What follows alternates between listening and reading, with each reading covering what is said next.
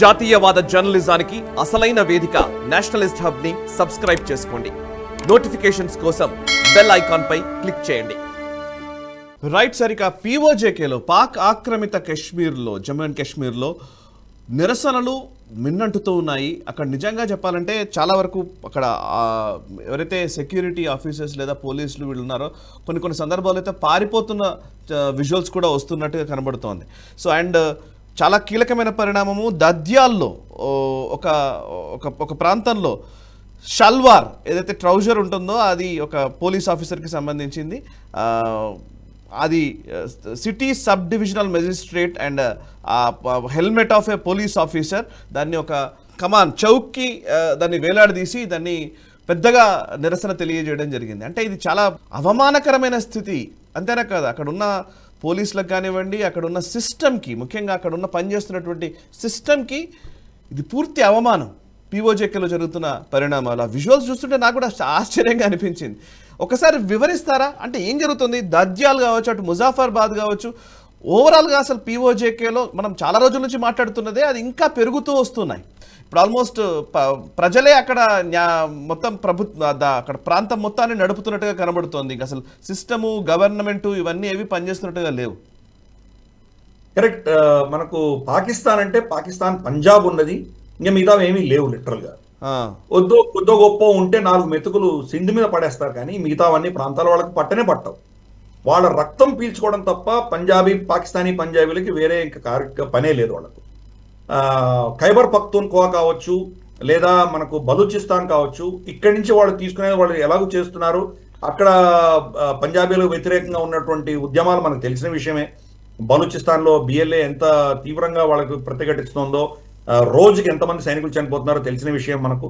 అలాగే మనకు ఖైబర్ పఖ్తూన్ఖ్వాలో కూడా రెండు వర్గాలు ఉన్నాయి. దాంట్లో ఒకటి మిలిటెంట్గా అంటే అస్త్రాలు తీసుకొని యుద్ధం చేసేటువంటి టీటీపీ ఉన్నది, తెహ్రీకే తాలిబాన్ పాకిస్తాన్. అలాగే మనకు శాంతియుతంగా చేస్తున్నటువంటి పాకిస్తాన్ పష్తూన్ తెహఫూజ్ మూవ్మెంట్ పీటీఎం ఉన్నది. ఇవి ఇలా ఉండగా ఇవి కనీసం వాళ్ళ రాజ్యాంగంలో చెప్పబడినటువంటి స్టేట్స్ ఇవి. పీఓజేకే అనేది అసలు వాళ్ళ రాజ్యాంగంలో వాళ్ళ భాగం కిందనే చూపించలేదు, కాబట్టి వాళ్ళని అసలు పట్టించుకోవట్లేదు. దుర్భరమైనటువంటి వాళ్ళ ఎకనామిక్ కండిషన్స్ ఈ పరిస్థితిలో ఉన్నప్పుడు బహుశా ఒక చిన్న పైసలు 5-6 పైసలు బహుశా ఖైబర్ పఖ్తూన్ఖ్వా బలూచిస్తాన్కి ఏమైనా ఇస్తున్నారేమో, కానీ పీఓజేకే గిల్గిట్ బాల్టిస్తాన్కి ఏమీ ఇవ్వట్లేదు. గత బడ్జెట్లో వీళ్ళకి అలొకేషన్సే లేవు. అక్కడ ఉన్నటువంటి పరిస్థితి చాలా దుర్భరమైన పరిస్థితి. చిన్న తేలుకాటుకో లేదా కుక్క కాటుకో కూడా మందులు లేనటువంటి పరిస్థితి అక్కడ. వాళ్ళ రేషన్స్ అన్ని కూడా నిలిపివేయడం జరిగింది. వాళ్ళ ఆహార ధరలన్నీ కూడా గణనీయంగా పెంచడం జరిగింది. పవర్ కట్ రోజుకి 18-19 గంటల పవర్ కట్ ఉంటుంది అక్కడ. రోడ్స్ అన్ని మరమ్మతులు లేకుండా వర్షాలు వస్తే పుంగి పడిపోతున్నాయి అక్కడ.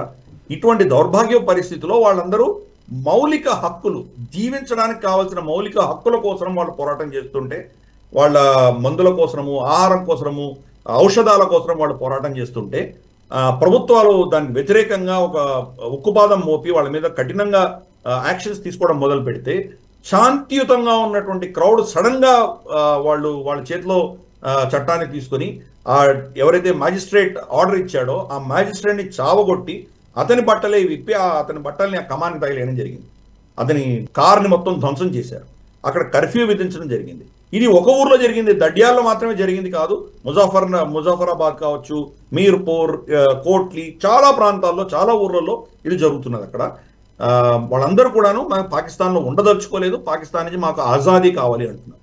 అఫ్ కోర్స్ ఇక్కడ కనుక మేము భారతదేశానికి వెళ్తాము అంటే దేశ విద్రోహ చట్టం కింద వాళ్ళని అరెస్ట్ చేస్తారు. కాబట్టి అది భారతదేశంలో విలీనం అవుతాము అన్నటువంటి మాట తప్ప మిగతాదంతా కూడాను పాకిస్తాన్ ఆర్మీకి వ్యతిరేకంగానే అక్కడ అన్ని ఉద్యమాలు జరుగుతున్నాయి, నినాదాలు వింటున్నాం మనము. ప్రజల యొక్క ఆక్రోషం అనేది మనం చూస్తున్నాము. ఒక క్యాన్సర్ లాంటిది పాకిస్తాన్, ఎస్పెషలీ పాకిస్తానీ పంజాబ్ ప్రావిన్స్, దాని చుట్టుపక్కల ఉన్నటువంటి స్టేట్స్ అన్నీ కూడాను ఈ పాకిస్తానీ పంజాబ్ని పోషించడానికి మాత్రమే అవి జీవించే హక్కు ఉన్నది. కానీ వాళ్లకు వ్యక్తిగతంగా వాళ్ళ వ్యక్తిత్వము, వాళ్ళకంటూ ఒక మానవ హక్కులు ఉన్నాయన్న విషయం లేదు. ఇది ఈరోజు ఒక విధమైనటువంటి చరమ స్థాయికి వచ్చింది. అదే సమయంలో మన నేతలు కూడా మనకు మన రక్షా మంత్రి రాజ్నాథ్ సింగ్ గారు కావచ్చు, లేదా జయశంకర్ కావచ్చు, వీళ్ళందరూ కూడా చాలా స్పష్టంగా చెప్పడం జరిగింది POJK మాది అని.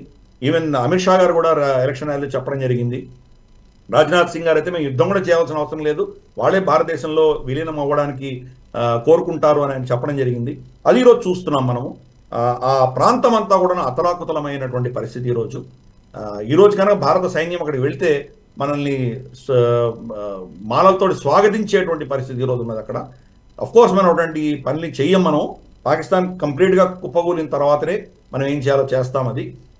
బట్ అక్కడ పరిస్థితి మాత్రం, అక్కడ ఉన్నటువంటి వ్యక్తుల పరిస్థితి మాత్రం చాలా దారుణంగా ఉన్నది. అదే ఆ విజువల్స్ అంతా కూడా మనం చూస్తున్నాం. Correct sir.